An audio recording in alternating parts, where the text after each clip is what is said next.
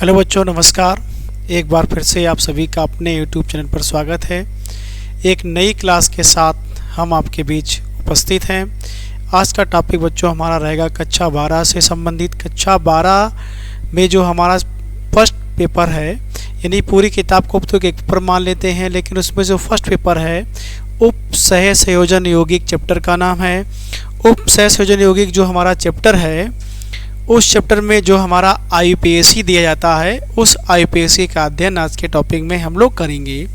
यानी IUPAC का नामकरण कैसे करते हैं, IUPAC है क्या, उसमें जो भी यूज होता है उसके नियम क्या हैं, इन सभी का अध्ययन आज के इस विशेष टॉपिक में किया जाएगा। तो आइए चलते हैं हम लोग पहले टॉपिक की ओर। सबसे पहले बच्चों हमारा ये रहेगा कि उप सह संयोजन यौगिकों के लिए नामकरण के लिए हमारे जो नियम होते हैं उनका अध्ययन करते हैं।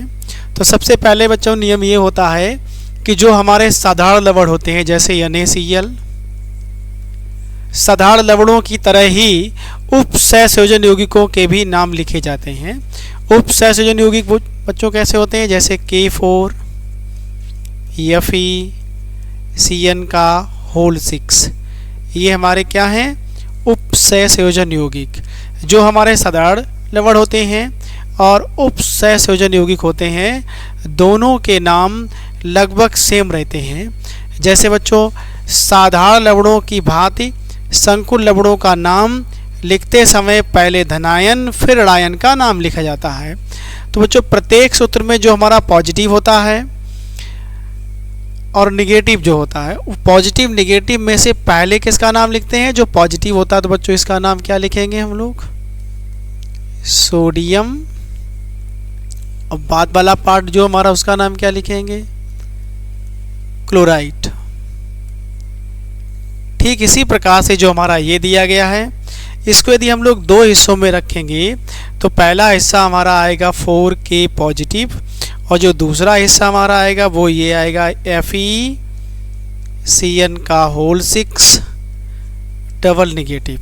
तो ये दो हिस्से हो जाएंगे इसके, पहला ये और दूसरा ये। तो इसमें भी वैसा ही करते हैं जैसे हम लोग साधारण लवणों में करते हैं। साधारण लवणों में पहले किसका नाम लिखेंगे, धनायन का, इसके बाद किसका नाम लिखेंगे, ऋणायन का।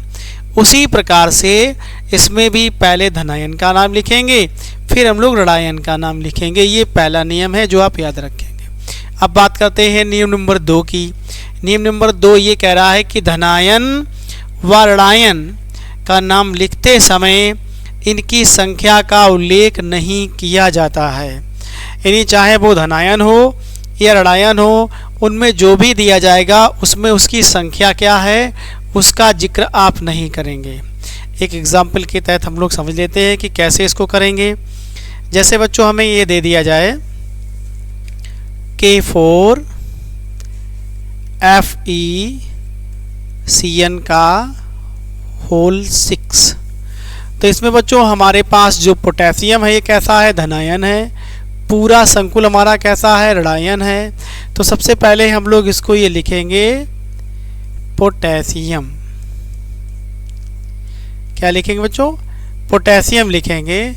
इसमें किसी भी प्रकार की संख्या का जिक्र नहीं करेंगे। जैसे इसकी संख्या कितनी है, 4, तो हम लोग इसको ये नहीं लिखेंगे टेट्रा पोटेशियम। तो टेट्रा पोटेशियम है, उसकी संख्या कितनी है, 4, तो हम लोग टेट्रो लिख गया है बच्चों। क्या लिखेंगे, टेट्रा। तो इसको प्रयोग नहीं करेंगे, केवल क्या लिखेंगे, पोटेशियम। तो ध्यान रखेंगे धनायन व ऋणायन जो भी दिए जाएंगे उनकी संख्या कितनी है उसका उल्लेख संकुल यौगिकों में नहीं किया जा सकता है, ये आप याद रखेंगे। अगला बच्चों पढ़ते हैं। अब ये भी जान लेते हैं कि संकुल होता क्या है, संकुल यौगिक क्या होते हैं, उनके विषय में जान लेते हैं। जैसे बच्चों हम लोग दिया गया है Cu या कोई दूसरा ले लेते हैं,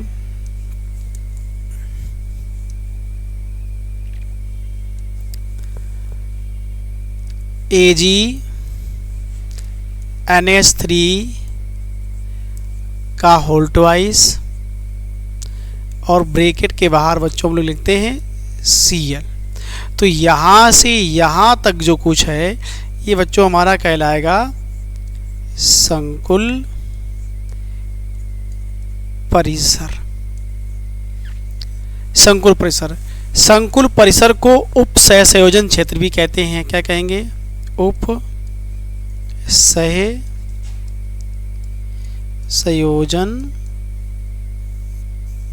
क्षेत्र। तो इसे संकुल परिसर कहें या उप सहसंयोजन क्षेत्र कहें। इसके साथ ही साथ इसमें जो भी हमें धातु दी जाएगी उस धातु को हम लोग केंद्रीय धातु कहेंगे। क्या कहेंगे? केंद्रीय धातु। केंद्रीय धातु से जुड़े हुए जो कुछ भी होंगे उनको हम लोग कहेंगे लिगेंड। क्या कहेंगे? लिगेंड। तो इतनी आप जानकारी पहले कर लें कि ब्रैकेट के अंदर जो भी हमारा बड़ा ब्रैकेट होगा उसके अंदर जो सबसे पहले धातु दी जाएगी उस धातु को हम लोग कहेंगे केंद्रीय धातु, और उसके साथ ब्रैकेट के अंदर जो कुछ भी जुड़ा होगा वो हमारा लिगेंड होगा।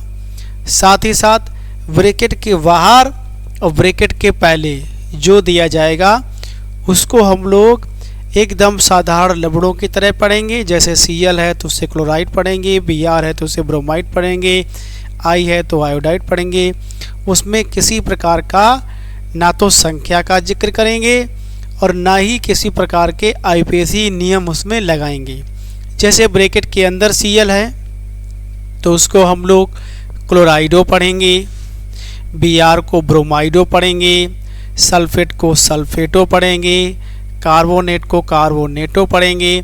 लेकिन यदि ब्रैकेट के बाहर ये दिए जाएं तो क्लोरीन को क्लोराइड, Br को ब्रोमाइड, I को आयोडाइड, सल्फेट को सल्फेट ही पढ़ा जाएगा। उसमें कोई भी नियम लागू नहीं होगा।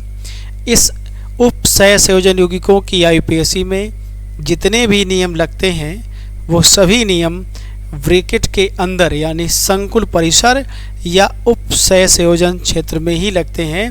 ब्रैकेट के पहले ब्रैकेट के बाद कोई नियम उनमें लागू नहीं होता है। अब हम लोग बच्चों आगे बढ़ते हैं पेज नंबर 3 पे। इसमें बच्चों हम लोगों को दिया गया है संकुल आयन का नाम लिखते समय पहले लिगेंड का नाम लिखते हैं। लिगेंड के नाम से पहले लिगेंड की संख्या का भी उल्लेख करते हैं तथा लिगेंड के नाम के बाद केंद्रीय धातु का नाम लिखते हैं। तो इस हिसाब से बच्चों हमारा क्या आएगा? सबसे पहले हम लोग लिखेंगे लिगेंड। जो भी हमें दिए जाएंगे तो हम लोग लिखेंगे लिगेंड। जब लिगेंड का नाम लिख लेंगे तो इसके बाद हम लोग लिखेंगे उनकी संख्या।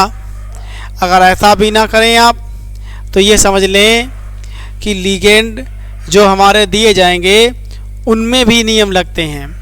लिगेंड अगर एक से ज़्यादा हैं, जैसे बच्चों हमारे जो लिगेंड हैं, लिगेंड से पहले क्या लिखेंगे? उनकी संख्या लिखेंगे, यानी संख्या प्लस लिगेंड। और अगर लिगेंड अधिक हैं तो उन्हें अंग्रेजी वर्ण क्रम में लिखेंगे। अंग्रेजी वर्ण क्रम का मतलब बच्चों जैसे कोई लिगेंड जैसे क्लोरीन है C से शुरू होगा, ब्रोमीन V से शुरू होगा, और H2O एक्वा कहते हैं वो E से शुरू होगा। तो ऐसी स्थिति में सबसे पहले किसको लिखा जाएगा? ब्रोमीन को लिखा जाएगा, क्योंकि अंग्रेजी के वर्णक्रम में B हमारा C से और E से पहले आता है। तो लिगेंड की संख्या यदि हमें एक से ज़्यादा दी जाए, ऐसी स्थिति में हम उस लिगेंड को वरीयता देंगे जो अंग्रेजी वर्णक्रम में पहले आता है, याद रखेंगे। आगे बच्चों, आक्सीय केंद्रीय धातु के नाम के बाद धातु की आक्सीकरण अवस्था का उल्लेख छोटे कोष्ठक में किया जाता है। जो भी हमारा केंद्रीय धातु परमाणु होगा उसकी आक्सीकरण संख्या को हम लोग कहाँ लिखेंगे? ब्रैकेट के अंदर। अब एक एग्जाम्पल यहाँ कर लेते हैं। ताकि आप उसको समझ जाएं कि लिखेंगे कैसे। ध्यान रखें बच्चों। तो सबसे पहले हम लोग क्या ले लेते हैं, एक अभी जो लिखा था उसी को लिख ले रहे हैं,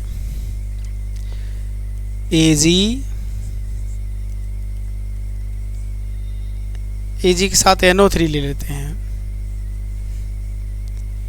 AgNH3 का होल ट्वाइस ब्रैकेट बंद, बाहर लिखेंगे Cl। तो सबसे पहले हमारा केंद्रीय धातु क्या है, Cl। तो ये हमारा क्या है, केंद्रीय धातु है। अब बात करते हैं इसमें लिगेंड क्या है। तो जब हम बात लिगेंड की करेंगे तो ये हमारा है लिगेंड, और ये हमारा पूरा यहाँ तक क्या है, संकुल परिसर है। तो संकुल परिसर में सबसे पहले बच्चों हम लोग किसका नाम लिखते हैं, लिगेंड का नाम लिखते हैं। तो लिगेंड हमारा क्या है, एमीन, और उससे पहले उसकी संख्या लिखते हैं। तो 2 को बच्चों हम लोग लिखते हैं डाई, तो डाई लिख लिया। इसके बाद लिगेंड का नाम, अमोनिया को इस पद्धति में एमीन पढ़ा जाता है, तो हम लोग लिखेंगे डाई एमीन। इसके बाद हमारे पास धातु है, तो धातु को क्या पढ़ेंगे बच्चों, सिल्वर। अब इसकी ऑक्सीकरण संख्या, Cl पर सिंगल निगेटिव होता है इसलिए इसको लिखेंगे फर्स्ट। हमारा संकुल परिसर में जो कुछ भी था उसका नाम लिख गया है। संकुल परिसर के बाहर हमें दिया गया Cl, तो Cl में कोई नियम नहीं लिखेगा, तो उसको हम लोग साधारण पद्धति से लिखेंगे क्लोराइड। अब आप समझ गए होंगे कि जो भी हमारा संकुल यौगिक दिया जाता है उसमें सबसे पहले लिगेंड का नाम लिखते हैं, लिगेंड से पहले उसकी संख्या लिखते हैं, फिर लिगेंड का नाम लिखते हैं, केंद्रीय धातु का नाम लिखते हैं। इसके बाद केंद्रीय धातु से जुड़े हुए ऋणायन में ये देखते हैं कि उसकी ऑक्सीकरण संख्या कितनी है, उस ऑक्सीकरण संख्या के अनुरूप केंद्रीय धातु की ऑक्सीकरण संख्या, फिर ऋणायन का नाम लिखते हैं। यदि ऋणायन ब्रैकेट के अंदर दिया गया होगा तो उसे IUPAC नियमों के आधार पर लिखा जाएगा। इतना हो गया बच्चों। अब आगे, यदि संकुल यौगिकों में एक से अधिक प्रकार के लिगेंड उपस्थित हों तो इन लिगेंडों का नाम अंग्रेजी वर्णमाला के क्रम में लिखते हैं तथा लिगेंडों की संख्या का उल्लेख करने के लिए निम्न शब्दों का प्रयोग किया जा सकता है। अब कौन से शब्द प्रयोग करेंगे उसके लिए बच्चों आते हैं। जैसे बच्चों हमारा 1 दिया गया है तो 1 के लिए कोई नियम नहीं लगाएंगे। अब अगर लिगेंड हमारे 2 दिए गए हैं तो 2 को मैंने भी बताया था क्या लिखेंगे, डाई लिखेंगे। किसको लिखेंगे, 2। अगर संख्या 2 है तो 2 को डाई लिखेंगे, 3 है तो 3 को हम लोग ट्राई लिखेंगे, 4 है तो 4 को हम लोग लिखेंगे टेट्रा, 5 है तो 5 को हम लोग लिखेंगे पेंटा, 6 है तो 6 को हम लोग लिखेंगे हेक्सा। इस तरह से इनका नाम यूज किया जाएगा। कब यूज किया जाएगा उसको आप देख लें। जैसे बच्चों दिया गया K4FeCN का होल 6, तो सबसे पहले हमारा ब्रैकेट के बाहर जो दिया गया उसका नाम लिखेंगे। तो हम लोग लिखेंगे पोटेशियम,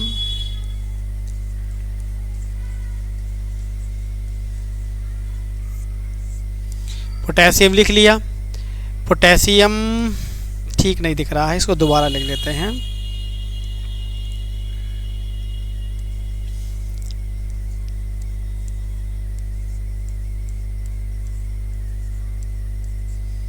पोटेशियम, पोटेशियम के बाद यहाँ से यहाँ तक संकुल परिसर है, तो संकुल परिसर में पहले क्या लिखेंगे, लिगेंड का नाम। लिगेंड से पहले उसकी संख्या, संख्या बच्चों कितनी है, 6, तो 6 को हम लोग क्या पढ़ेंगे, हेक्सा। तो हम लोग इसका नाम लिखेंगे हेक्सा। हेक्सा संख्या कितनी है साइनो की, तो लिखेंगे हेक्सा साइनाइडो। IUPAC के अंतर्गत हम लोग जोड़ा है। हेक्सासाइनाइडो हो गया बच्चों। तो हम लोग क्या पढ़ेंगे, 6 को हेक्सासाइनाइडो। अब हम लोग इसको लिखेंगे, चूंकि ऋणावेश है तो इसमें भी लिखेंगे, तो इसको पढ़ेंगे फेरट।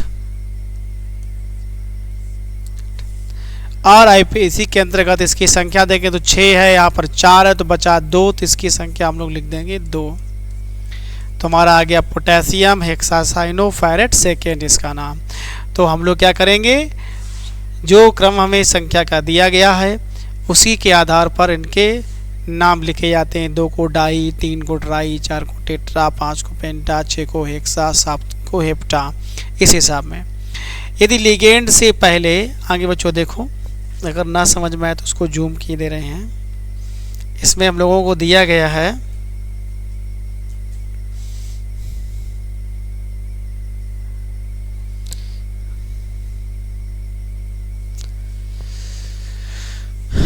चलो इसे देख लेते हैं।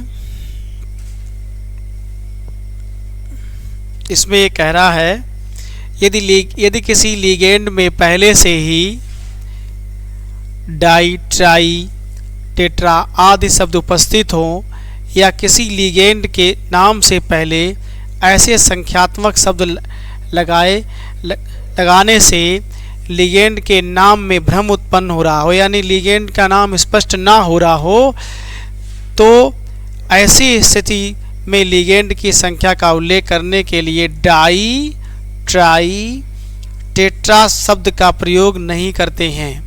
उनके लिए कुछ विशेष शब्द प्रयोग किए जाते हैं। कौन से शब्द प्रयोग किए जाएंगे और कब किए जाएंगे, जब बच्चों हमें कोई भ्रम उत्पन्न करने वाला लिगेंड दिया गया हो जिसका स्पष्टीकरण ना हो रहा हो, ऐसी स्थिति में डाई, ट्राई, टेट्रा के स्थान पर फिर हम लोग कुछ विशेष संख्या चिन्हों का प्रयोग करते हैं। वो कौन सी हैं उनके विषय हम जान लेते हैं। जैसे बच्चों एक संख्या दी गई है तो उसको हम लोग कुछ नहीं पढ़ेंगे। 2 दी गई हो तो 2 को हम लोग बच्चों पढ़ते हैं डाई, लेकिन भ्रम करने वाली अगर कोई संख्या दी गई है तो ऐसी स्थिति में डाई को हम लोग पढ़ते हैं 20। क्या पढ़ेंगे, 20 पढ़ेंगे।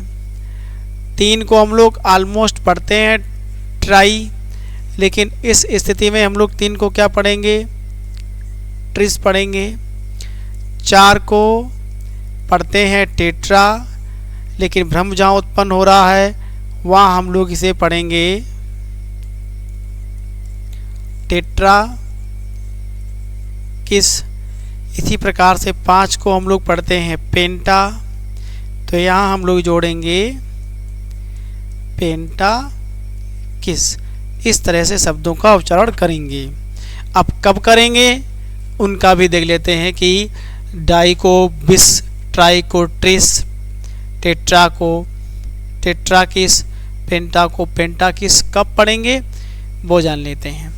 जब बच्चों हमें इस तरह से कोई चीज़ दी जाए, जैसे अब आप ध्यान दें, जैसे यहाँ बच्चों हम लोगों को दिया गया है ईएन दिया गया है, तो ईएन का यहाँ लिखा है थ्राइस, तो थ्राइस को हम लोगों ने क्या पढ़ा है ट्रिस।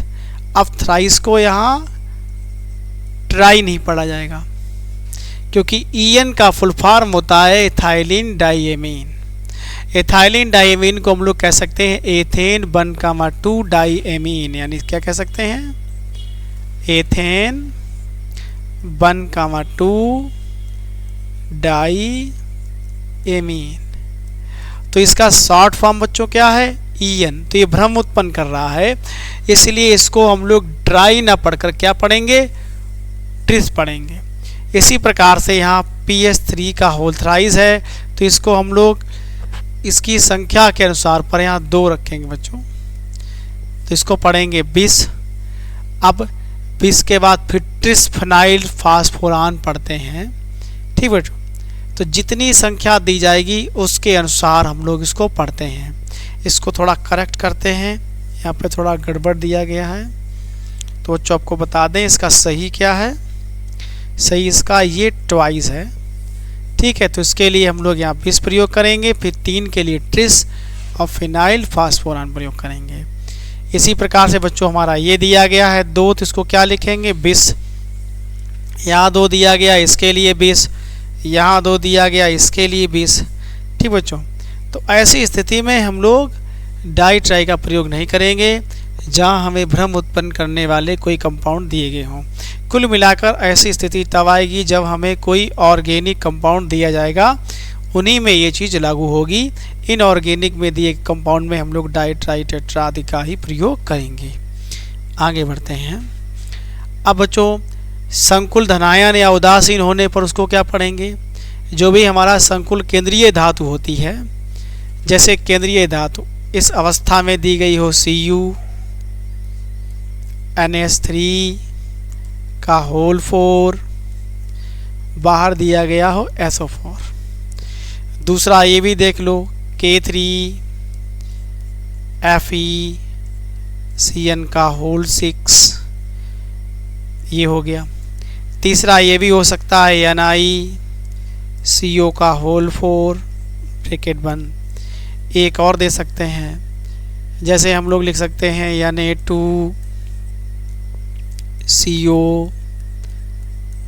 NH3 का होल 4 SO4 Cl2। अब इनमें विशेषता क्या है कि अगर आप इस पे ध्यान से देखेंगे तो आप समझ पाएंगे कि जो हमारा ये दिया गया है ब्रैकेट से पहले और ब्रैकेट के बाहर, पहले हमें धनायन दिया गया है, ब्रैकेट के बाहर ऋणायन दिया गया है। इसमें हमें ब्रैकेट के बाहर ऋणायन दिया गया है लेकिन धनायन का स्थान खाली है। इसमें हमें धनायन दिया गया है, ऋणायन का स्थान खाली है। इसमें हमें ना तो धनायन दिया गया है और ना ही ऋणायन दिया गया है, कुछ भी नहीं दिया गया है। तो केंद्रीय धातु परमाणु अगर संकुल धनायन या उदासीन है तो उसको हम लोग जैसा होता है वैसे ही पढ़ेंगे। जैसे Cr है तो उसे क्रोमियम पढ़ते हैं तो क्रोमियम पढ़ेंगे, मैग्नीज को मैग्नीज पढ़ेंगे, कोबाल्ट को कोबाल्ट पढ़ेंगे, निकिल को निकिल पढ़ेंगे, कॉपर को कॉपर पढ़ेंगे, जिंक को जिंक पढ़ेंगे। लेकिन यदि हमारा संकुल प्रसरण ऋणायन है, जैसे यहाँ पर बच्चों हम लोग कॉपर को कॉपर ही पढ़ेंगे। उसकी वजह क्या है? इससे पहले कुछ नहीं दिया गया, लेकिन जब यहाँ आएंगे बच्चों तो हमें धनायन दिया गया है। जब ये धनायन दिया गया तो पूरा संकुल कैसा हो गया? ऋणायन हो गया। ऐसी स्थिति में हम लोग इसमें एक शब्द जोड़ते हैं इट, तो कोबाल्ट इसका नाम होता है। क्या है बच्चों? कोबाल्ट। तो कोबाल्ट में इट जोड़ेंगे तो पढ़ेंगे कोबाल्टेट। क्या पढ़ेंगे? कोबाल्टेट।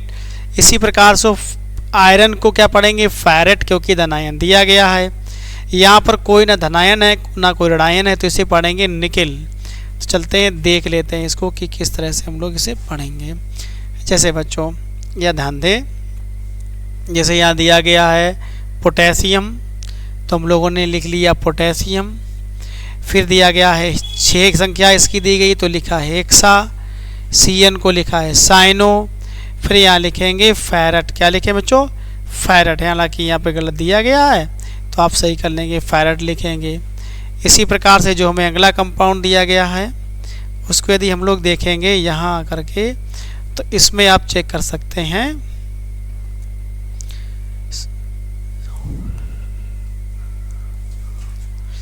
इसमें देखो Fe4 Fe, तो यहाँ फेरी फेरोसाइनाइड ब्लू दिया गया। इसको देख लें, K3 दिया गया FeCN का होल 6, तो K3 यानी इसकी संख्या का जिक्र तो करेंगे नहीं तो क्या लिखेंगे? पोटेशियम। 6 को क्या लिखेंगे हम लोग? हेक्सा। तो ये पोटेशियम हो गया। 6 को हम लोगों ने लिखा हेक्सा, Cn को साइनो, और ये फिर देखो फेरेट लिखा गया। क्यों लिखा गया? क्योंकि हमारा ये धनायन है। यदि धनायन दिया गया हो तो उसमें जो भी धातु दी जाएगी उसको हम लोग वैसे ही पढ़ेंगे, एट शब्द को जोड़कर, बिना एट के उसमें नहीं पढ़ेंगे। तो ये इसके कुछ नियम है पर्सनल, जिसके आधार पे हम लोग संकुल यौगिकों का IPSC लिख सकते हैं। अब अगला बच्चों पढ़ते हैं नेक्स्ट टॉपिक की ओर। अब इसमें लिखे कहेंगे उसके हिसाब से हम लोग देख सकते हैं किस हिसाब में हम लोग इसको करेंगे। तो जो अंतिम स्टेप है इसकी उसको भी देखते हैं। अंतिम स्टेप में ये बताया गया बच्चों है, उस पर ध्यान रखें सबसे पहले ये कह रहा है कि सर्वप्रथम सरल धनायन सरल ऋणायन को आवेश सहित अलग से लिख देते हैं। ये कब करते हैं? जब हमें सूत्र दिया जाए, सूत्र से लिखते हैं। तो जब हमें सूत्र दिया जाए तब कैसे लिखेंगे? जैसे मान लीजिए कि हम लोगों को यही सूत्र दे दिया गया, AgNH3 का होल ट्वाइस Cl। तो हमें ये पहले देखना है कि धनायन इसमें क्या है, ऋणायन इसमें क्या है। तो ये हमारा धनायन है, ये ऋणायन है, पता हो गया। आवेश सहित हम लोग लिख देंगे, तो इस पे +1 है, इस पे नेगेटिव। संकुल आयन को लिखते समय पहले केंद्रीय धातु परमाणु को लिखते हैं। सबसे पहले क्या लिखेंगे बच्चों? हम लोग सिल्वर लिखेंगे। तो हम लोग लिख लेंगे सिल्वर, लिख लिया हमने।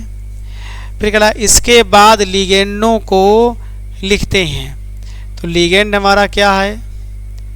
डाइएमीन है। तो डाइएमीन हम लोग ये अलग लिख लेते हैं, डाइएमीन लिख लिया।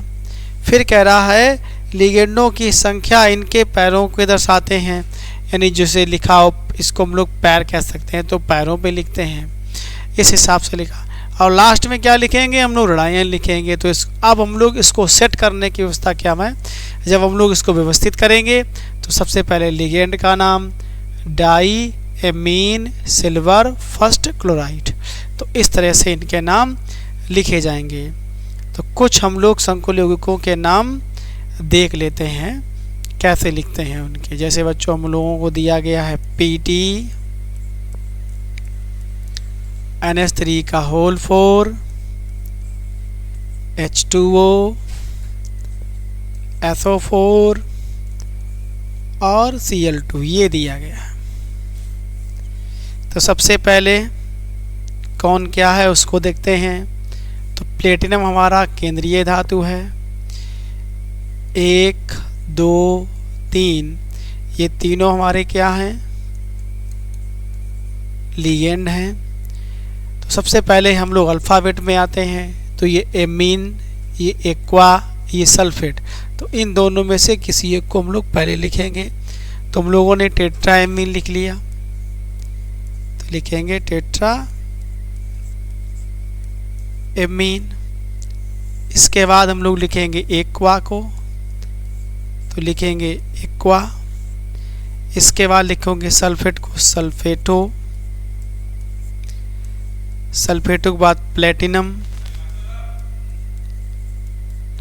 और सेकेंड क्लोराइड इसको पढ़ा जाएगा। इसके बाद हम लोग अगली क्लास में पढ़ेंगे। धन्यवाद।